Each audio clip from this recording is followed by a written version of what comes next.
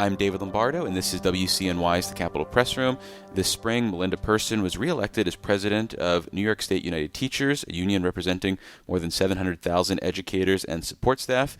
And President Person joins us in the studio to discuss her goals for the next 3 years in office, as well as looking back on the recently completed legislative session in Albany, including the adoption of the state budget, which improved retirement benefits for New York's teachers. And as always, I want to note that the union is an underwriter of this program. Welcome back to the show, Melinda, and congrats on your unopposed reelection. Thank you for having me. Well, I want to start with an issue that has gotten teachers' unions all over the country worked up, which is a federal tax credit that states, including New York, are planning to opt into, which would allow taxpayers to claim credits up to $1,700 for donations to nonprofits that give scholarships to students, whether to cover school-related expenses or attend a private institution.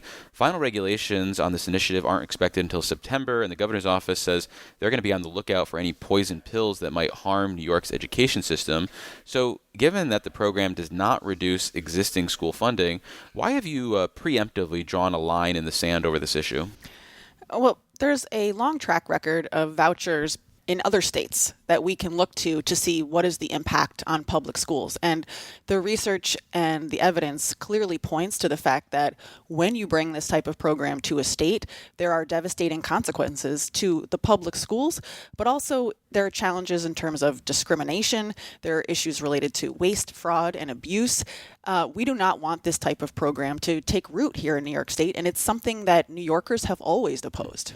An opponent of state vouchers, though, told the New York Times that states should opt into this federal program because public schools will be able to access increased dollars when they provide covered services such as after-school tutoring. So why close the door on additional funding streams?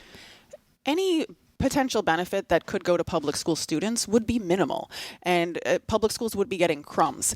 The vast majority of the resources would go out to private schools and would undermine the public schools that 90% of New York children attend.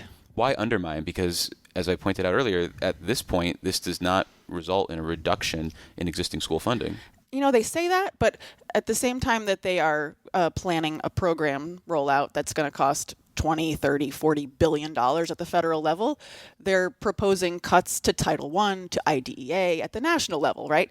So this is not a blank check, right? There's no free money here. There will be a cost because these are taxpayer dollars that are going to be sent elsewhere. And the average New Yorker, if you ask them on the street, you said, hey, do you think your tax dollars should fund your neighbor's choice to send their kid to a private school? They would say no, right? This is not something that voters support, and I think once more people learn about it, that will be clear that we should opt out.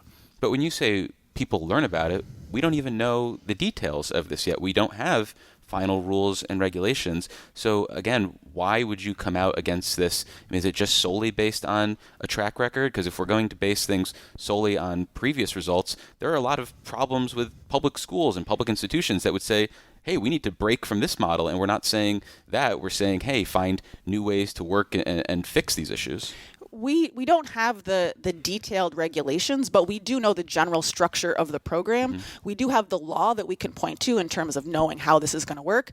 And what we know is that the way that the law is written, it's not going to help public schools, and in fact, it's going to undermine them. So you described the potential benefit to the public school systems through this initiative as crumbs. What leads you to assume that? I mean, it seems like if schools do try to take advantage of this, it could be meaningful dollars. The families that I'm worried about do not have $1,700 laying around in disposable income that they can donate to a scholarship granting organization. So think about that. Right, but they might be able to utilize new after-school tutoring programs as the result of this. But how are these programs going to get funded? And where is this money going to come from, right?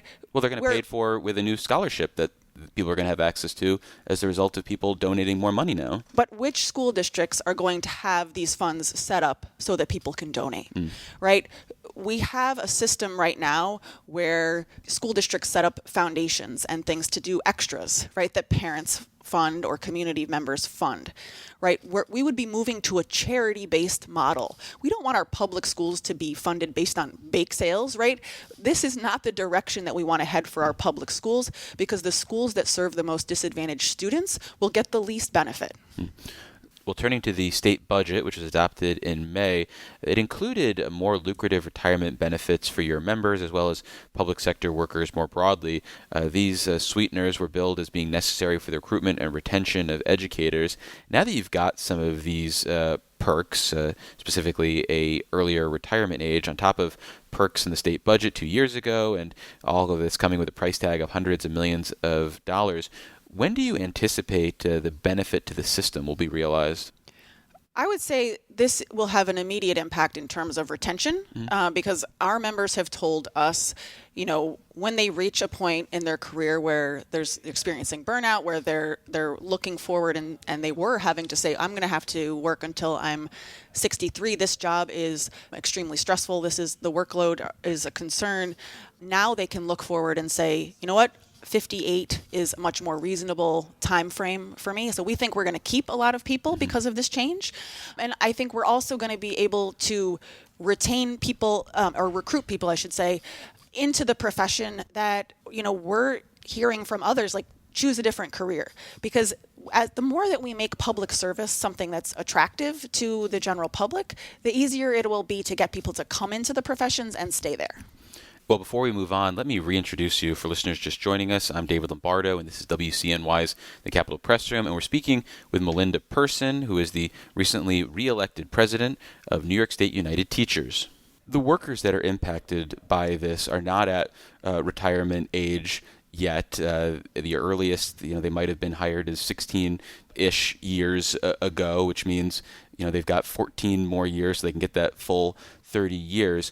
When they do get that point, when they do turn 58, should we be bracing for a onslaught of earlier retirements than in the past, given the fact that people used to have to stay till 63, now they have to stay till 58? Is this going to create more of a hiring demand in the future if people don't have to stay as long? I don't think that's the case, because what we've been experiencing now with our Tier 4 members retiring, if we can generate people coming into the system, into the pipeline of education, and not just teachers, but all of the people who work in a school building, if we can generate more interest in addressing the workforce shortages, we don't have to worry about people leaving early.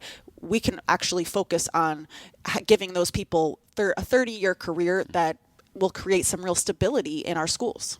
And what about then the financial picture as well in the out years? Are you worried at all about the additional costs and how that might take away from other needs that school districts might have if they're going to have to pay higher retirement benefits?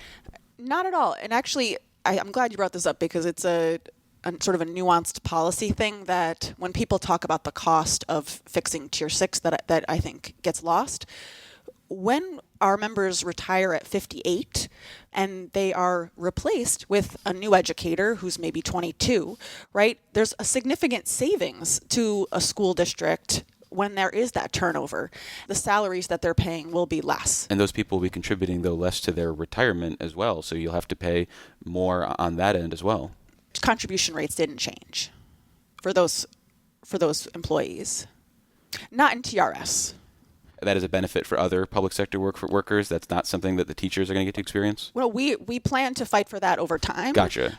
We're not done, right? This is a step, and we focused on age because we believe that specifically age for members of TRS was something that would help us retain the workforce, and that was important to our members. And so then if you are going to try to lower the amount that the teachers' retirement system members have to contribute towards their retirement, isn't that going to increase costs more in the future? Yes, but definitely worth it. Okay. Well, pivoting away from this issue, looking to the future, your union wants to restrict screen time and artificial intelligence usage in New York schools, especially for younger kids. Does that mean you want to have the same K through 12 experience that maybe you and I had in terms of what sort of technology we had access to, or is there a happy medium between that and 2027? I think there is a happy medium. What I would say is what we've learned from this sort of digital experiment that we've done, where we've started to give one-to-one devices to younger and younger kids, is that our youngest learners, especially pre-K through 2, they need to develop foundational skills before we start giving them technology. We're hearing more and more from our members that young kids can't hold a pencil, that they haven't actually experienced real books, that they are not learning the foundational skills that they need that before you can start to introduce technology. And what does that look like, though, if kids at home are getting inundated with screens and then get so used to that experience? I mean, are you worried about them going cold turkey, so to speak, when they show up in a kindergarten classroom or a pre-K classroom and they're so used to having the screens around? Our members are experiencing that even today. What I would say is that this is not just something that is a conversation only in education, right? This is a conversation that the general public is advising parents about, right? The Surgeon General's office just put out a guidance saying that parents and families should be concerned about young people and screen time. I think just like we did with the cell phones in schools, right? We have kids for 7 hours a day. We can establish some parameters for what kids get exposed to during that time period. Is the cat out of the bag, so to speak, when it comes to technology in classrooms, though, given how we've invested, say, billions of dollars in recent years in screens in classrooms, or screens literally for kids to come and take home with them, like the Chromebooks? Yeah, I would say all of these Chromebooks get replaced every couple of years, right? And so we have an opportunity to change direction and perhaps invest in other ways. We want to sort of turn back the clock a little bit and remember that human-centered education is where it's at, right? That we've been taught or convinced that more tech is better learning, right? And I think there's a lot of neuroscientists and pediatricians and educational learning experts who are now saying that's not necessarily the case. And what does the implementation of this look like? Are you going to be asking for statutory language come 2027? Is this something where state education officials already have broad power to potentially lay down a mandate? I mean, what do the next steps of this look like? Well, we wanted to start the conversation here in New York. We're planning a conference to bring stakeholders together in September, where we can start to say, well, what would it look like if we had truly human-centered education? We don't have a specific law or regulatory change that we're pursuing right now. We think we still have more to learn and more conversations to have. But we think that this is definitely something that needs to be addressed and that we need to rethink how we use technology in our schools right now. And you mentioned the restrictions on smartphones in schools that you were able to secure as part of, I believe, last year's legislative session. Do you envision sort of following the same playbook that was so successful in building up momentum for that campaign and ultimately getting it across the finish line? I mean, are there examples of that sort of coalition building that you think can be replicated here? I think it's what worked well about the phone conversation was engaging with parents, with students, with principals, superintendents, school board members, getting everyone together and using that collective wisdom to come up with a path forward. And as I mentioned at the top, you've been reelected to another 3-year term. When you think, I guess, more about that long-term horizon, those 3 years and beyond, what would you like to accomplish? I mean, we've talked a little bit about support for your members. We just mentioned the idea of this agenda regarding screen time. Are there other big picture priorities that you think about? I would say in the realm of protecting public education, not just stopping the federal voucher program, but also making some serious reforms to the charter school law. Legislation that we've been pushing this year, it would require a public vote whenever a new charter school opens in a community. The same way, in my school district, when they want to buy a school bus, there's a vote, right? That you have to go to the polls and the public says, yes, we want to pay for this. We think that we should have that kind of vote in communities before a charter school comes in and starts to draw taxpayer dollars away from the public schools. And because you mentioned school buses, it reminds me the state budget included some language delaying a mandate for a transition to zero-emission school buses. Where was the teachers union on that issue, and what do you think about that mandate moving forward, which has a longer time horizon? Well, we supported and actually asked for the extension for 5 years. And I would say we were hearing more and more from our members, especially in rural areas, upstate. And I would go visit our school bus drivers that we represent, and they would tell me, we're not prepared for this. I met with some school bus drivers that they're using electric vehicles in Ithaca. And they said, well, these electric buses can't handle the hills of Ithaca. We have to go back and charge before we can complete a full run. The heating systems are not adequate for cold weather in some of our areas of upstate New York. And then in western New York, I visited with some places where the village electrical grid can't handle the new charging bus garage that they built. So we don't have the infrastructure and the setup to do this as quickly as it was originally designed. We still believe in the concept that, of course, we want to move to electric vehicles. But there's a lot of things that have changed since then. The federal money that was supposed to come with them never came. The cost was supposed to come down for these buses, and that never happened. Went the reverse. It went the reverse, right? So it is still a noble cause. It's just we got to figure out how to provide the infrastructure for these school districts so that they can do it right. Leading up to the deadlines that were in place, which required starting initially in 2027 that if you were going to buy a new school bus, it had to be a zero-emission school bus.